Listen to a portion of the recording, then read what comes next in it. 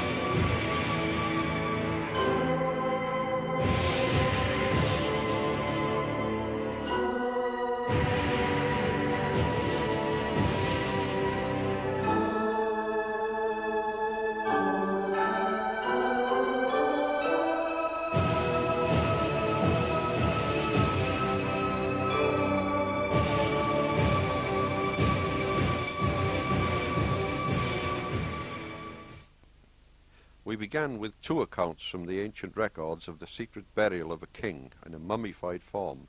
We now have 10 accounts, most of them from the 6th century AD, contemporary with the death of King Arthur.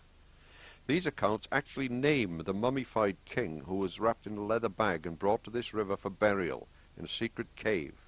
His name was Arthur, and he's so named in the manuscripts.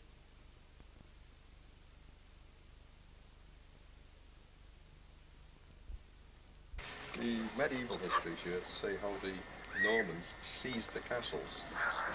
They were allied to the Welsh king here. The Normans under Fitzhamon were in that area. They sailed off.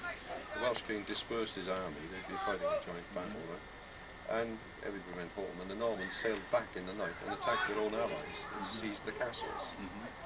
So if we leave aside the theory that no Welshman can put one stone on top of the other and therefore every castle's Norman, you know, look at it. This stone was found at this castle. It's been translated, and it says how Arthur the king, Iron Bear, Arthur, favourite name, is granting land to 3 people. Nertat, who turns out to be Nertat, daughter of Brucken of Brecon, who's his first cousin. Okay. Philly the bishop, who's Felwyn, Bishop of Llandaff, who's a grandson of St Gildas, immediate type king, okay? And the third person is Glwys. Well, Glwys is Glwys Cernew, a brother of St Caddoc, and a sort of second nephew of Arthur.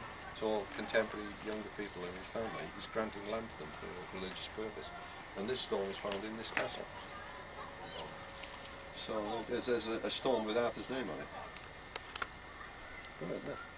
And over here is where Arthur would gather his armies, gather force crossing the river and splash in the camp. Well, can be proved from careful analysis that this is the area where they gathered the armies. This is an army gathering ground, as it were. Certainly for the Battle of Baden, about 6 miles up there. And a young man rode his horse across the ford, probably where those two have just crossed. And he was in a great hurry. His first time to join the army, so he dashes across and he splashed water on the king. And of course this upset everybody, and they smacked his horse with the scabbard of a sword. But he'd never seen the king before, he didn't know him, and he's all excited to join the army, so they let him off. It's one of these stories that you can see it could happen. It gives color to this whole place. Yeah, it adds in it. It's a little incident, splashing the king with water. This type of thing would be remembered. And about how far upriver are we away from the place where the Battle of Baden fought? About 6 miles. About 6 miles? Yeah. Well, I think it's Gildas says the Battle of Baden is fought close to the banks of the Severn. There's the Severn here. But quarter of a mile behind us, and 6 miles up there is Mynydd Baden. Amazing. The mountain of Baden. It's the mountain of the challenge, or the mountain of the boar, either one, you know. So Baden, it's there, and all the names fit.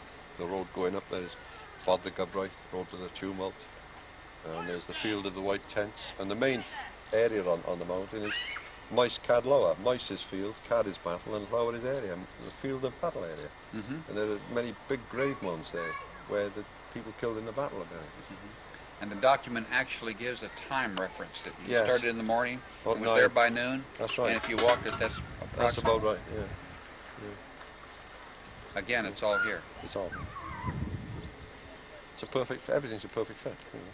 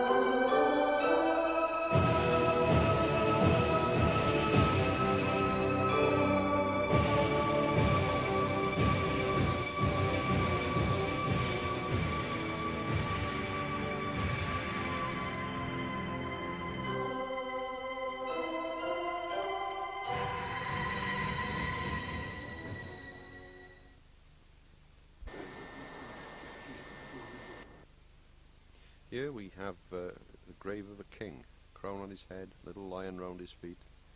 Formerly he would have been inside the ancient church, but when they rebuilt the church in 1861, you can see the boundary line of the old church there. They simply built the new church alongside it and knocked the old one down. So he's now out in the open. Other equally ancient graves are in the yard. From time to time, stones are dug up as they dig new graves in the graveyard, and many of them are 5th and 6th century. Some of those at the back who are standing there are very old as anything known in Christianity. One of these stones, which may come to in a minute, is the stone of Paul, King Polentius. Polentius appears in several lives of the saints. There he is, Pavli, son of Phili, Ma, Paul, son of Myrig, brother of Arthur, son of Myrig.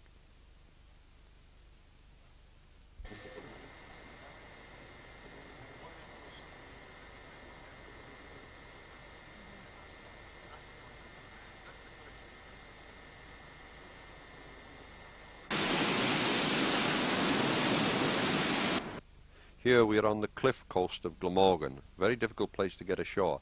A little valley is here.